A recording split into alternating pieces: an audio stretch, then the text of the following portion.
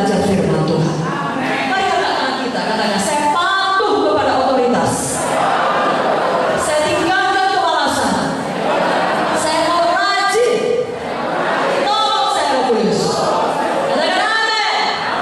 Berikan tepuk tangan bagi Tuhan Yesus. Haleluya. Yang ketiga, apa yang kita teladani dari Daud? Daud mengucapkan imannya, mengucapkan firman-Nya, mengucapkan perkataan yang benar. Kalau tadi kita baca dalam 1 Samuel 17 ayat 8, dituliskan Goliat berseru.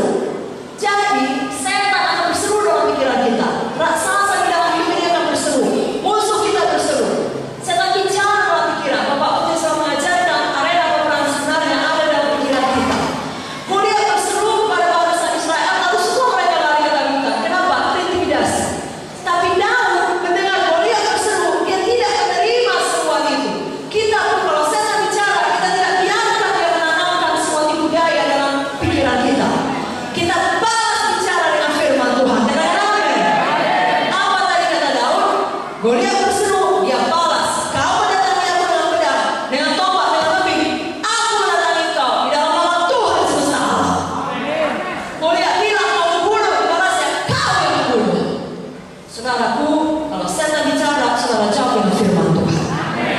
Karena hidup dan mati dikuasai lidah, siapa suka menggunakannya akan memakan buahnya. Mengapa gerangan kita bicara kematian? Mari bicara kemenangan. Mari bicara kehidupan. Tadi Mutia juga sudah mengajarkan, kalau mau perkataan kita baik, hati kita lebih dahulu baik. Lukas 6 ayat 45 berkata, orang yang baik mengeluarkan barang yang baik dari perbendaharaan hatinya yang baik. Sebaliknya, orang yang jahat mengeluarkan barang yang jahat dari perbendaharaan yang jahat, karena diucapkan mulut keluar dari hati. Mari kita isi hati kita dengan firman Tuhan. Sekali lagi, mari kita isi hati kita dengan firman Tuhan. Lalu kita ucapkan firman Tuhan. Izinkan saya memberikan beberapa ayat untuk meneguhkan kita, khususnya pada waktu saudara menghadapi tantangan di dalam pelayanan. 1 Korintus 10 ayat 13. Apa kata firman? Pencobaan-pencobaan yang kamu alami ialah pencobaan-pencobaan biasa. Semua berkata biasa. Yang tidak melebihi kekuatan manusia, sebab Allah setia. Dan karena itu Ia tidak akan membiarkan kamu dicobai melampaui kekuatanmu. Pada waktu kamu dicobai, Ia akan memberikan kepadamu jalan keluar sehingga kamu dapat menanggungnya. Jadi kalau saudara menginjil mengunjungi ada pencobaan biasa, maju terus. Muridkan terus jiwa-jiwa. Amin.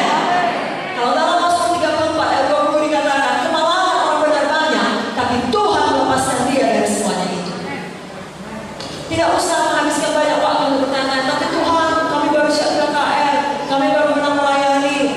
Lalu anggaplah saudara menerima satu kemalangan. Kenapa ini terjadi padamu? Mengapa? Lalu sehati. Saudara bangun saja, bangkit saja. Saudara tidak perlu tahu semua perkara. Satu perkara yang perlu saudara ingat, Tuhan Yesus baik, Tuhan Yesus setia, Tuhan Yesus tidak tinggalkan saudara. Kalau terjadi kemalangan, dan saudara tahu pasti itu bukan karena dosa saudara, saudara tidak bisa mengerti sepenuh alasannya kenapa. Yang penting